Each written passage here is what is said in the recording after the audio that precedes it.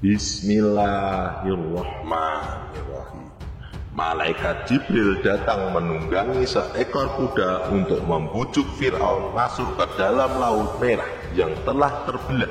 Kali ini kita akan mengisahkan tentang salah satu dari Fir'aun, seorang raja Mesir yang menganggap dirinya sebagai Tuhan dan menantang dakwah dari Nabi Musa alaihissalam. Kita akan membahas alasan mengapa malaikat Jibril menyumpal mulut Fir'aun ketika ia hendak bertobat dan mengakui kebenaran risalah yang dibawakan oleh Nabi Musa alaihissalam. Ada hikmah besar yang dapat kita petik dari kisah ini tentang betapa luasnya ampunan Allah Subhanahu wa Ta'ala bagi seluruh manusia tanpa terkecuali, bahkan untuk Fir'aun sekalipun. Maka di kesempatan kali ini kita akan menjelajahi alasan mengapa malaikat Jibril menyumpal mulut Fir'aun di saat-saat terakhir.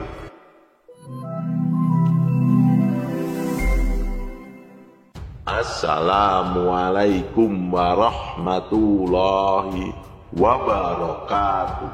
Sahabat Superpedia yang dimuliakan Allah, semoga kita selalu dalam keadaan sehat walafiat. Amin.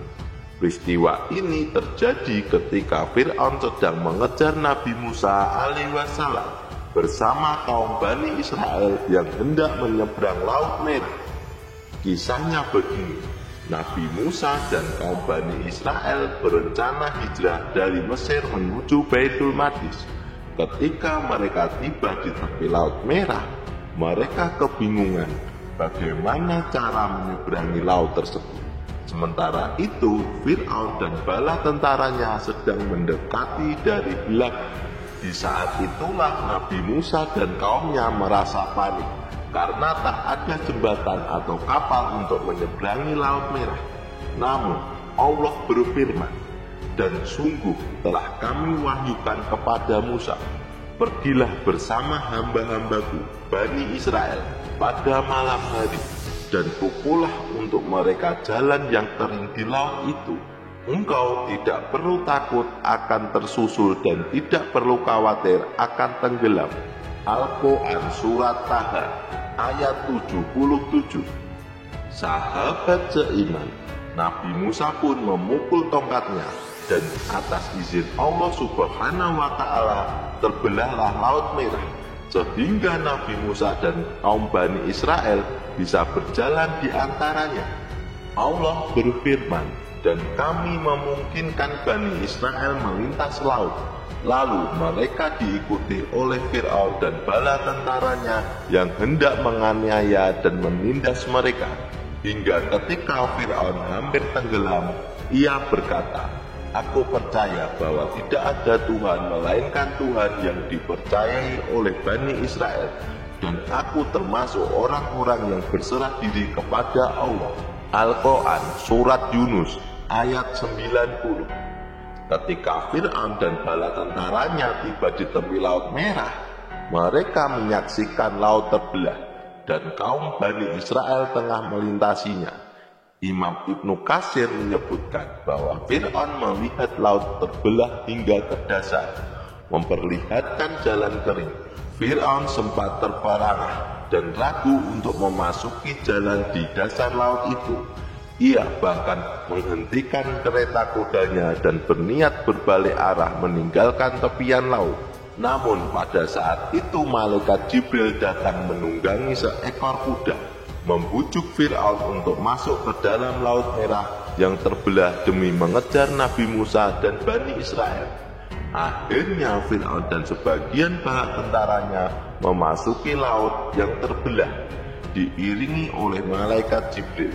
Saat Fir'aun dan keretanya berada di tengah laut yang terbelah, sementara Musa dan kaum Bani Israel telah tiba di daratan, Allah Subhanahu wa Ta'ala memerintahkan Nabi Musa untuk memukul tongkatnya kembali, sehingga air laut kembali menyatu. Fir'aun dan tentaranya menyadari bahwa laut akan kembali menutup, lalu mencoba berbalik arah. namun sudah terlambat. Allah Subhanahu wa Ta'ala memerintahkan laut untuk menutup, menenggelamkan mereka semua. Di saat terombang-ambing dalam laut, Fir'aun pun sadar akan kedudukannya yang bukan Tuhan, sebagaimana yang ia serukan kepada rakyatnya. Ia mulai mengakui kekuasaan Allah Subhanahu wa Ta'ala, dan saat nafasnya mencapai pangkal leher, Fir'aun menyatakan keimanannya. Pada detik-detik terakhir hidupnya, ketika Fir'aun hendak bertobat, terjadilah peristiwa yang menarik. Malaikat Jibril mengambil tanah atau lumpur hitam dari dasar Laut Merah dan menyumpal mulut Fir'aun, sehingga ia tidak bisa mengucapkan kesaksian bahwa tiada Tuhan selain Allah. Alasan malaikat Jibril melakukan hal itu adalah karena Fir'aun telah melampaui batas, mengaku sebagai Tuhan yang patut disembah. Hal ini membuat malaikat Jibril sangat membenci Fir'aun. Ketika ada tanda-tanda Fir'aun akan beriman saat tenggelam, malaikat Jibril khawatir jika Allah mengampuni Fir'aun dan rahmatnya akan menolongnya dari musibah tersebut. Maka pada saat itulah malaikat Jibril menyumpal mulut Fir'aun dengan lumpur dari dasar Laut Merah, agar Fir'aun tidak bisa mengucapkan kalimat tauhid. Diriwayatkan malaikat Jibril berkata, "Wahai Muhammad, seandainya engkau melihatku kala itu, aku mengambil tanah hitam dari dasar lautan, lalu memasukkannya ke dalam mulut Fir'aun, karena takut ia diliputi oleh rahmat." Hadis riwayat Tirmizi dari Ibnu Abbas. Dalam riwayat lain disebutkan bahwa malaikat Jibril memasukkan tanah ke dalam mulut Fir'aun karena khawatir Fir'aun akan mengucapkan La ilaha illallah, atau karena khawatir Allah akan merahmatinya. Kepunyaan Allah apa yang ada di langit dan yang ada di bumi. Dia memberikan ampun kepada siapa yang dia kehendaki dan menyiksa siapa yang dia kehendaki. Dan Allah Maha Pengampun lagi Maha Penyayang. Al-Quran Surat Al-Imran ayat 129. Sahabat Superpedia yang dimuliakan Allah, ada sebuah kisah yang berhubungan dengan kejadian itu. Kisahnya begini. Ada seorang pemuda dari kalangan Bani Israel. Pemuda ini selalu mencaci maki Nabi Musa tanpa sebab yang jelas. Dia sangat membenci Nabi Musa dan risalah yang dibawakannya. Setiap kali ia berpapasan dengan Nabi Musa alaihissalam, dia pasti menghina Musa, Taurat, dan Allah, Tuhan Nabi Musa. Bahkan sesekali pemuda ini mengajak Nabi Musa alaihissalam untuk berkelahi. Namun Nabi Musa tetap bersabar dan tidak pernah sekalipun menanggapi pemuda ini. Meskipun secara manusiawi beliau ingin memukul pemuda itu, penghinaan ini terjadi selama berhari-hari, bahkan sampai bertahun-tahun. Diriwayatkan bahwa pemuda ini menghina Nabi Musa alaihissalam selama 5 tahun lamanya dengan penghinaan yang sama, yaitu menghina diri Nabi Musa, Taurat, dan Tuhannya. Ketika tahun kelima pada suatu malam, Nabi Musa alaihissalam berdoa kepada Allah Subhanahu wa Ta'ala. Beliau tidak tahu harus bagaimana mengatasi pemuda ini. Dalam doanya beliau memohon agar masalah ini diserahkan kepada Allah. Maka yang terjadi, pada suatu hari Jibril datang kepada Musa dan mengabarkan bahwa Allah Subhanahu wa Ta'ala telah menjadikan siksaan pemuda itu kepadamu. Artinya terserah Nabi Musa mau diapakan pemuda yang menghina ini. Tinggal bilang saja, pasti Allah akan kabulkan. Mau terputus urat sarafnya, mau mati tiba-tiba, atau mau kena petir, pokoknya terserah apa yang dikehendaki oleh Nabi Musa alaihissalam. Sahabat seiman, keesokan paginya setelah Nabi Musa alaihissalam keluar dari pintu rumahnya, ternyata atas hikmah Allah Subhanahu wa Ta'ala, pemuda yang biasanya menghina Musa setiap hari lewat di depan rumahnya, pemuda ini pun langsung melontarkan caci maki seperti biasa. menghina Nabi Musa, menghina Taurat, bahkan menghina Tuhan Nabi Musa. Sampai-sampai pemuda ini mengajak Nabi Musa untuk berkelahi. Namun kali ini Nabi Musa tidak mendiamkan seperti biasanya. Di depan orang banyak Nabi Musa berkata, "Wahai bumi, tenggelamkanlah orang ini." Nah, di sini kita bisa lihat betapa maha sabarnya Allah Subhanahu wa Ta'ala dibandingkan dengan ciptaannya. Musa berharap orang ini mati ditelan bumi, tetapi setelah Nabi Musa alaihissalam memerintahkan bumi untuk menenggelamkannya, ternyata orang itu hanya tenggelam dan masuk ke dalam tanah hanya sebatas kaki saja.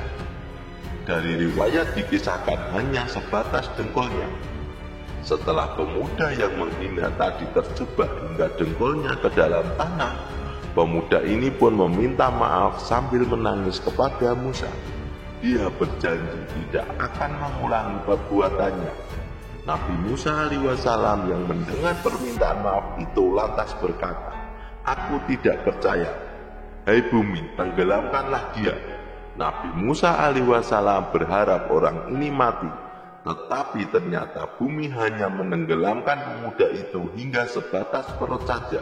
Pemuda itu lantas menggoyang-goyangkan badannya, berharap bisa keluar dari tanah yang menghisapnya, tetapi ternyata tidak bisa. Maka pemuda ini untuk kedua kalinya sambil menangis dan merengek-rengek meminta maaf lagi kepada Nabi Musa dan berjanji untuk tidak mengulangi kesalahannya. Nabi Musa pun berkata, "Aku tidak percaya. 5 tahun engkau menghinaku.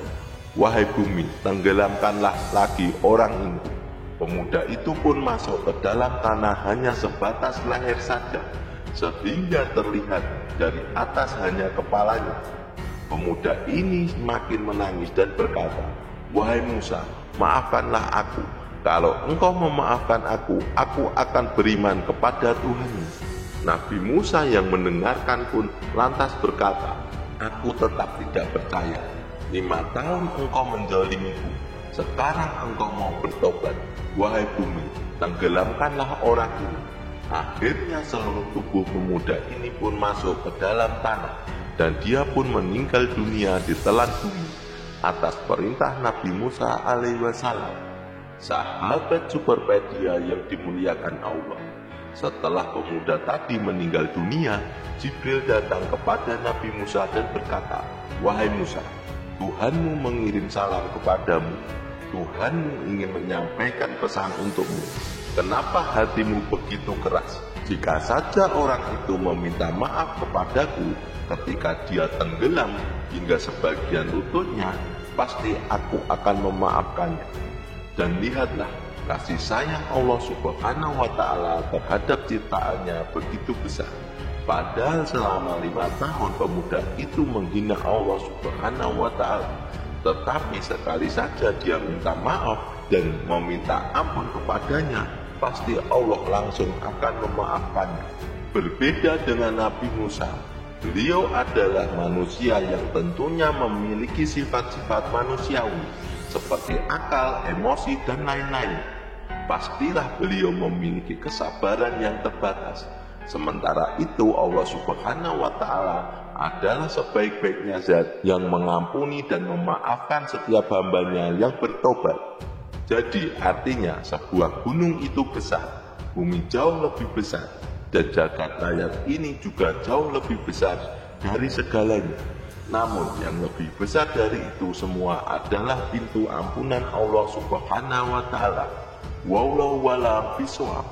Jadi itulah kisah tentang alasan mengapa malaikat Jibril mengumpal mulut Fir'aun ketika hendak bertobat. Semoga kisah ini bermanfaat. Lebih dan kurangnya mohon dimaafkan. Yang benar datangnya dari Allah Subhanahu wa Ta'ala, sementara kesalahan itu datangnya dari saya pribadi sebagai manusia biasa. Sampai ketemu di video selanjutnya. Saya akhiri. Wassalamualaikum warahmatullahi wabarakatuh.